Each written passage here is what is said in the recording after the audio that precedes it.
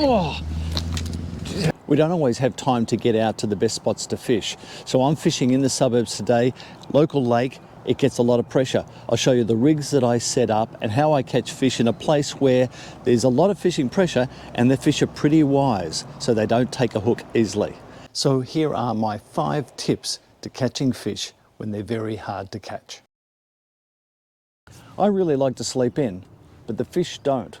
So I have to come down here early or late in the evening.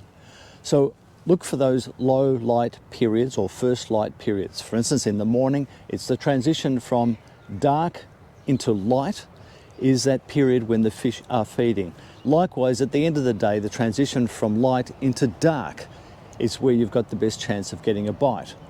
So go for those low light periods. Remember, fish don't like to sleep in, so we should get down here when they're really biting. I don't have much time this morning and I really want to catch a fish. So what am I doing? I'm doubling my chances of catching a fish by having a 2-hook setup. So I've got a dropper here with bait on the top and I've got another dropper here with a bait on the bottom. And then I've got a little burley cage at the bottom of that, which will hold some burley and add more attraction. So I'm giving myself 2 chances on the same rod of actually hooking a fish.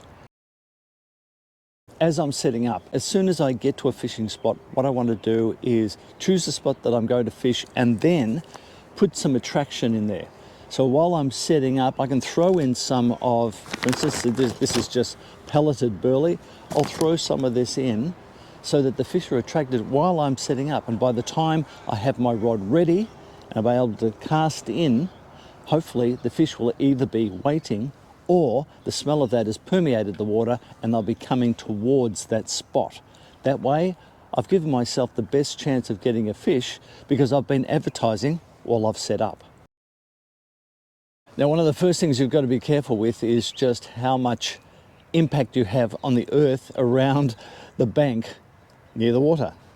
In other words, if you stomp around on the bank, the fish will hear that and move off, especially in a place where they know that people are danger because there's so much fishing pressure. They know that every time somebody comes along with a fishing rod, some of their mates get pulled out. So first off, tread lightly. Don't approach the water too closely so that the fish can see your silhouette. Or if the water is coloured, if there's a little bit of silt in the water, you can get a little bit closer. But the fact is, if you cast a shadow on the water, the fish will be spooked. Take more than one bait.